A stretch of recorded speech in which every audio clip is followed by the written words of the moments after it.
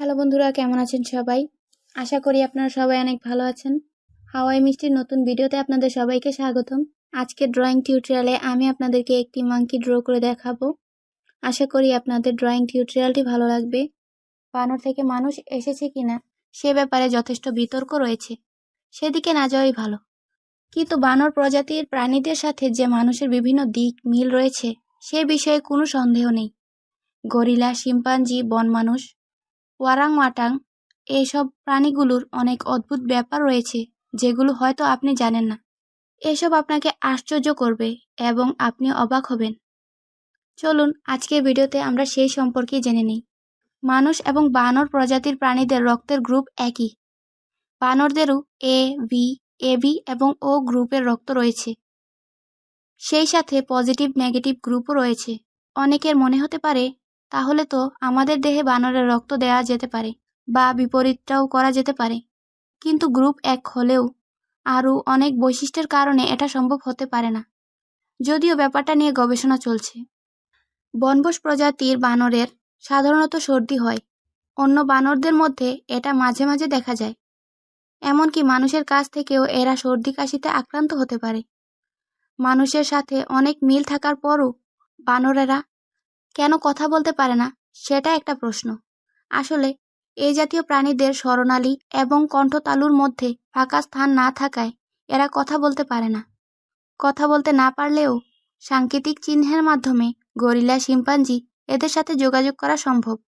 এরা মানুষের সংকেত বুঝতে পারে এবং নিজেরাও অসংখ্য সংকেত তৈরি করতে পারে। এক চিড়িয়াখানায় পরীক্ষা করে গবেষকরা দেখতে পেয়েছেন বানর প্রজাতির প্রাণীরা টিভি দেখতে খুবই পছন্দ করে। টিভি দেখার সময় এদের বিভিন্ন প্রতিক্রিয়া হয় এবং আনন্দ প্রকাশ করে। মানুষের মতো বানর প্রজাতির প্রাণীদের মধ্যে বৈচিত্র্যময় যৌন আচরণ লক্ষ্য করা যায়।